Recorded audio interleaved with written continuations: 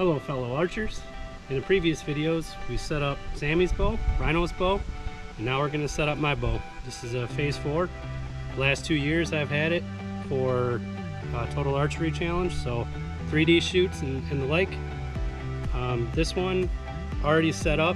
It's got the bridge lock sight housing, but right now it's got a 1 5/8" housing, single pin HHA. I'm going to hunt with this in the fall, so I'm going to switch that over to a 4-pin with a slider, and I'll set them both up so I can kind of do both.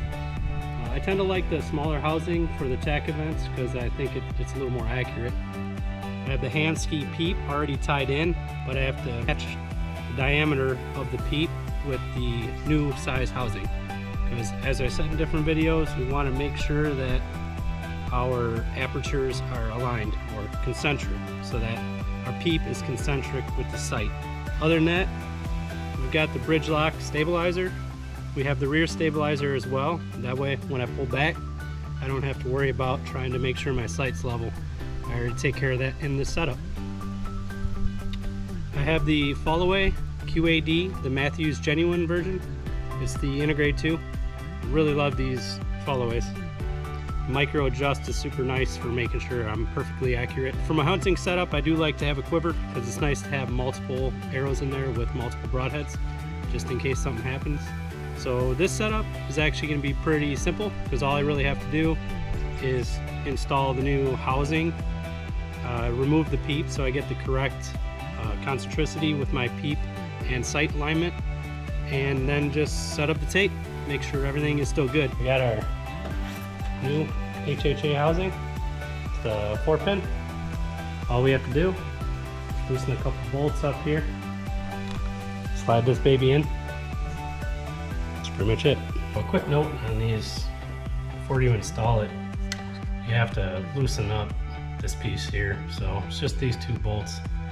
That way it can actually slide up and down properly. Otherwise it won't go in there. So just gotta loosen that.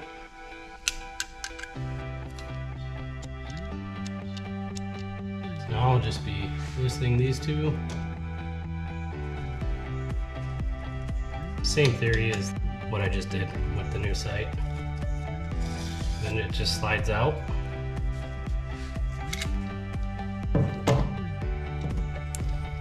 The new one slides right in. I like to try to keep it, as level as I can now, and then eventually we're gonna have to adjust the 3rd axis just to make sure that when you shoot downhill it's still accurate. This is really important when you're hunting because normally you're elevated. So now that we got that tight, all we really have to do from a setup standpoint is adjust the peep. It's pretty simple. Just put an Allen wrench right through there, back that out.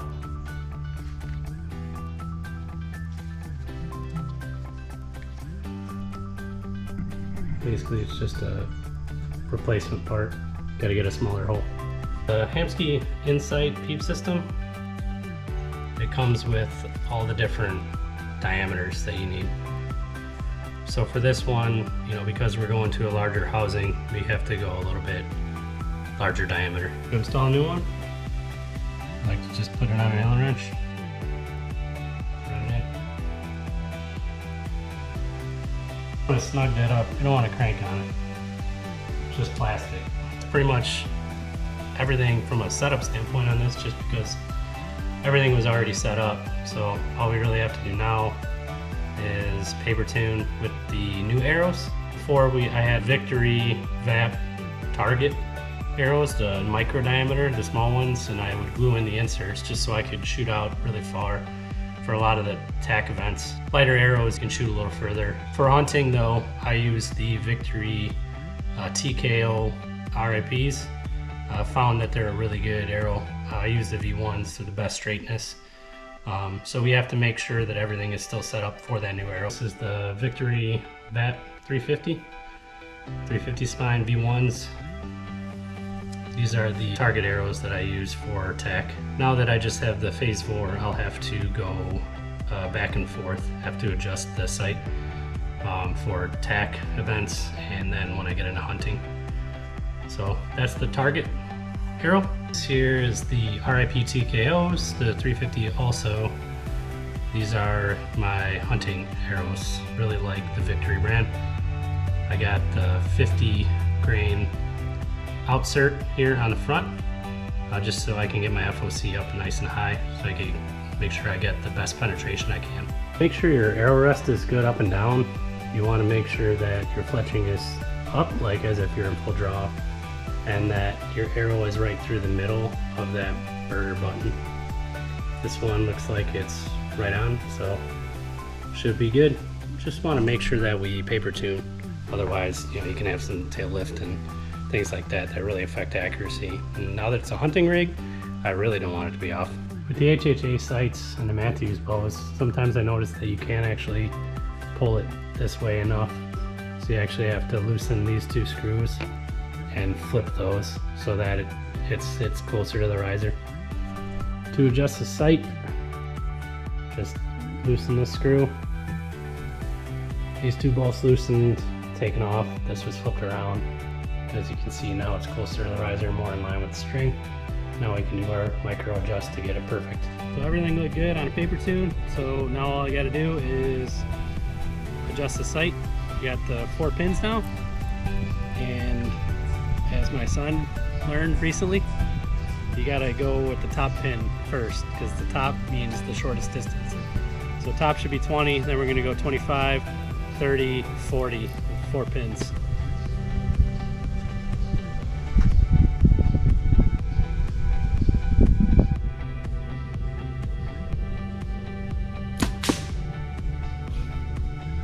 Okay, bounce off the ground. Bounce off the ground and bullet hole. Bullseye. It bounced off the ground, bullseye. Oh yeah, so definitely need to shoot a little further. I shot a little too short last time, so now I need to lower my sight so that I shoot further. So that's just these 2 bolts here, right here and here. Loosen that and then drop it just a little bit.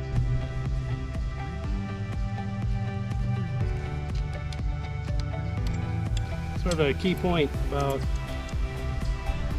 why I set up the arrow selection the way I do. You got the micro diameters, the little guys, they shoot a lot further.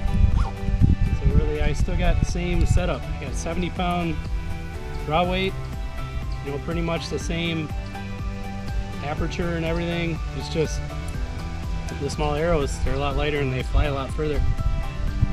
So just by going to a heavier arrow, which is great for hunting, massive change in my sight height. Which means that I won't be able to shoot very far. Like if I wanted to go to a tack event, I wouldn't be able to get out 100 yards.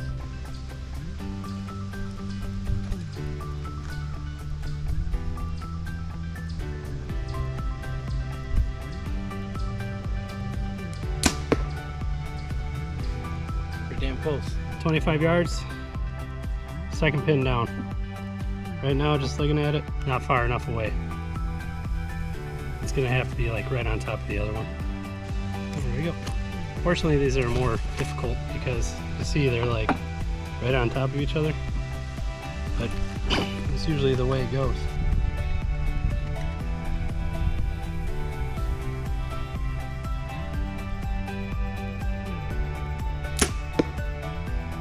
About perfect. The 20 and 25 pins are set. Now it's time to get the 3rd pin down, which is another green one.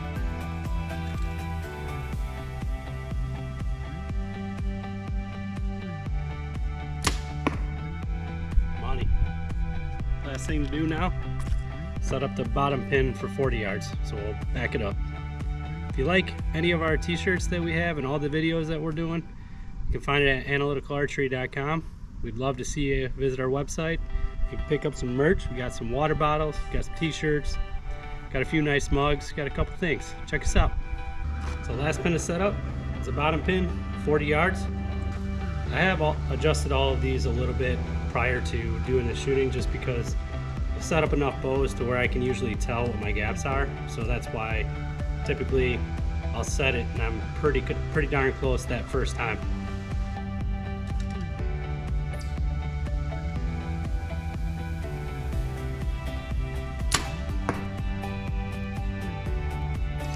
Looks pretty good. Here 20 yards, making sure that our broadheads shoot the same way as our field points. Last thing you want to do is get out in the woods, have it shoot differently, right? You might shoot a little low, a little high, and then you don't harvest that big buck of yours. So make sure that you always shoot your broadheads after you get done setting up the field points. I mentioned it a few times in other videos, but it's worth repeating.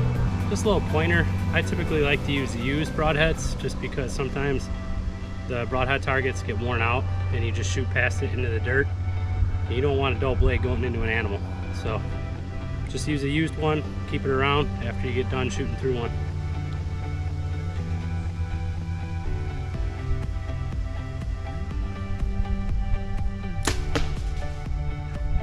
Shot right through, but perfect.